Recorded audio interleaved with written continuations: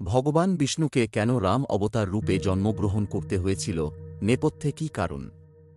পুরাণ মতে ভগবান বিষ্ণুকে রাম অবতার রূপে জন্মগ্রহণ করতে হয়েছিল। তিনি অযোধ্যায় দশরথ রাজার ঘর আলো করে জন্মেছিলেন। কিন্তু কি ছিল ভগবান বিষ্ণুর পৃথিবীতে আসার নেপথ্য কারণ? অত্যাচারী রাবণকে বিনাশ করতেই যে তাঁকে আসতে হয়েছিল, এ উত্তর প্রায় সকলেরই জানা। কিন্তু আরও কারণ রয়েছে নেপথ্যে। রাম হল বিষ্ণুর সপ্তম অবতার।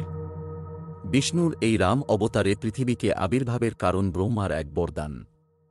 ব্রহ্মার আরাধনা করে রাবণ এক এমন বর প্রাপ্ত হয়েছিলেন যে তাকে হারানোর ক্ষমতা ভূভারতে কারও ছিল না। তিনি অমরত্বের জন্য সাধনা করেছিলেন, কিন্তু অমরত্ব প্রদান না করলেও ব্রহ্মা এমনই বরদান করেছিলেন যে রাবণ পেয়েছিলেন প্রায় অমরত্ব। ব্রহ্মা রাবণকে বর দিয়েছিলেন দেবতা, গান্ধর্ব, যক্ষ এবং রাক্ষসকুলে কেউ তাকে বধ করতে পারবে না। আর কোনো মানুষের পক্ষেও মহাবীর রাবণকে নিধন করা সম্ভব ছিল না। এইরূপ অপরাজেয় হয়ে রাবণ অত্যাচার শুরু করেন। তখন ভগবান বিষ্ণুর দ্বারস্থ হন দেবতারা। রাবণের বিনাশের উপায় জানাতে বলেন। বিষ্ণুকেই ফের পৃথিবীতে যেতে হবে অধর্মের হাত থেকে ধর্মকে রক্ষা করতে। বিষ্ণুকে মানুষ রূপে জন্ম নিতে হবে, তবেই তাকে পরাভূত করা সম্ভব। বিষ্ণু তখন কৌশলার গর্ভে জন্মগ্রহণ করেন এবং রাবণকে নিধন করেন। কিন্তু এখানেই গল্পের শেষ নয়। আরও কিছু কারণে রয়েছে রাম অবতার রূপে বিষ্ণুর জন্মগ্রহণের। নারদ এক সুন্দরী রাজকন্যার প্রেমে পড়েছিলেন। তাঁর স্বয়ংবরে যাওয়ার জন্য বিষ্ণুদেবের কাছে প্রার্থনা করেছিলেন, প্রভু স্বয়ংবরের সময় যেন তাঁকে তিনি নিজের রূপ দান করেন। সেই আশীর্বাদ পেয়ে দেবর্ষি নারদ স্বয়ংবর সভায় যান। কিন্তু রাজকন্যা তাঁর সামনে এসে হেসে ওঠেন। আসলে নারদের মুখে বানরের রূপ বসিয়ে দিয়েছিলেন নারায়ণ। এই ঠাট্টায় ক্ষুব্ধ হয়ে নারদ অভিশাপ দিয়েছিলেন বিষ্ণু নারায়ণও একদিন স্ত্রীকে না পেয়ে দুঃখে কাতর হবে, বিচ্ছেদের জ্বালা ভোগ করবেন। নারায়ণ বলেছিলেন তাই হবে। সেই মতো বিষ্ণু তাঁর রাম অবতারে সীতাকে হারিয়ে বিরহ দশা ভোগ করেছিলেন। আরও এক কাহিনী লুকিয়ে রয়েছে বিষ্ণু রাম অবতারের নেপথ্যে।